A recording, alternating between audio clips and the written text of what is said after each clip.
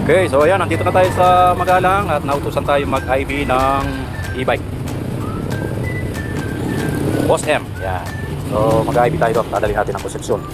So ito, nakalock pa yung ano, pero naka-switch na yung ano, pinaka-main switch niya, ayan. Yan. So ayan, naririnig nyo, nag-alarm siya. Yan, naka-off yan. Yan, naka-off yan.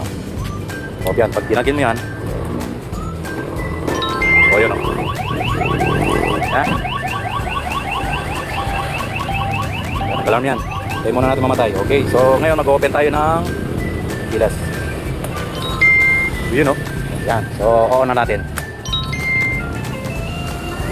So ito pala yung ating signal light left. Yan. Left. Right pala yung kanina, no? So mag-off na tayo. Tapos ito yung hazard. Hazard mo, hazard. Ayan yung hazard. Harap likod yan. So patay na natin. So ito yung headlight. Yan, tutunog din siya. Malalaman mo kung naka-on na yung ating headlight. Yun. Park light tsaka headlight. Yan. Tapos yung dimmer. Yan. Marinig naman naman pagka nag-switch kayo, meron siyang tunog, no? Tapos ito yung ano, patay na natin yung headlight.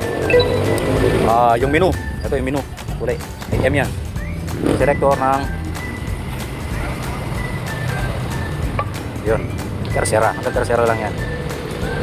1 2 3. Ito yung menu niya. Selector niya. Gusto mabagal, number 1. Tapos medyo mabilis yung number 2. Tapos yung pinakamabilis ay number 3. So ang pinaka top speed nito ay 60 kilometers per hour. Yan. Tapos pagka nag-run na tayo, tanggalin natin, pinitin natin ito. Ayun, yung RT. Ready to drive. Yo. Makikita natin. Ay, sorry po. Yan.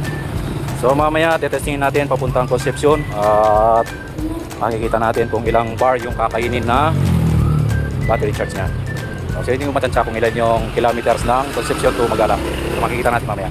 Okay, so ayan, nandito na tayo sa Concepcion branch. At open na natin, no. Darating na natin, makikita natin kung ilan yung tinakbo or ilan yung kilometers na Magalang to Concepcion at ilang bar yung kinain niya, percent. Open sesame.